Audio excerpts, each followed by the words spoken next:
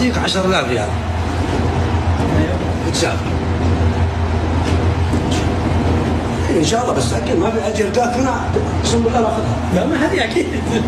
متى تسافر؟ بس كذا على 3 شهور. ما في 3 شهور مرة. اذا قلت لي بسافر بكره التذكره جاهزة. والمبلغ جاهز. الله يسلمك. اذا في تذاكر الطيران، اذا ما بتركب سياره الله يسلمك.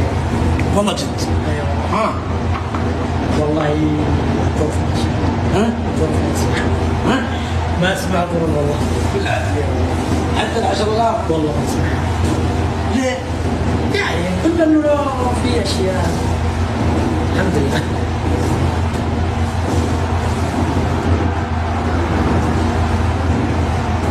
شو ظروفك؟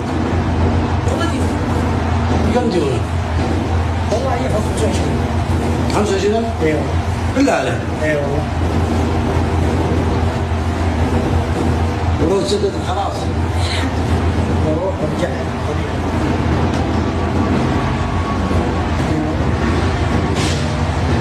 سدد.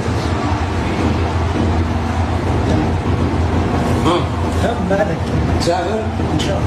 دخل الحساب 25,000 ان شاء الله. بدل ما سافرت صح يبحث معي. ما في بحد، انا كل يوم عندك. ايوه والله شغال. ان شاء الله يوم ما تعصب هنا. والله العظيم. اي والله. والله والله يمين ما يحتاج. تم. خلاص. توكلنا على الله. ان شاء الله. توكلنا على الله. باذن الله.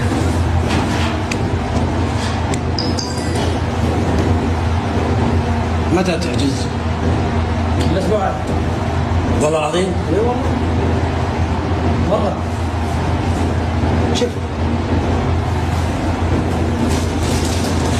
ترى الله سابر لك سوي. الله يسلمك. والله يعني انا ما جوعان جاء البوفيه انتم تسخير الله، انا اعترف انه تسخير الله. اي والله تسلم. يعني والله لا بد يعني اللي بيعمل قلت تعال نسولف انا وياك هنا. اي والله. الله يسلمك. لكن ما دام تسافر تم. الله تبارك. تعاهدني بالله. قل والله اكلمك من اليوم اصور صور. لا تكلمني متى اذا دخلنا نروح حسابك ما تتسافر. على طول يوم يومين نحجز ويجهز نفسي.